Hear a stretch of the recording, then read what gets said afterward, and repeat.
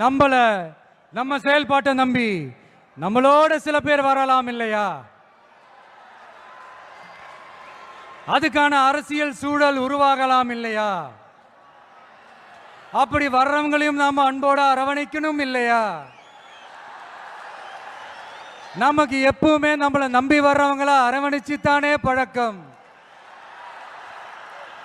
அதனால நம்மளை நம்பி நம்மளோட களம் காண வர்றவங்களுக்கும் ஆட்சி அதிகாரத்தில் பங்களிப்பு தந்து அதிகார பகிர்வு செய்யப்படும்.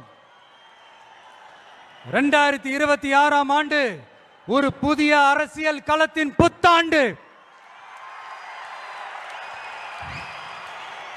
A new year of a new political field.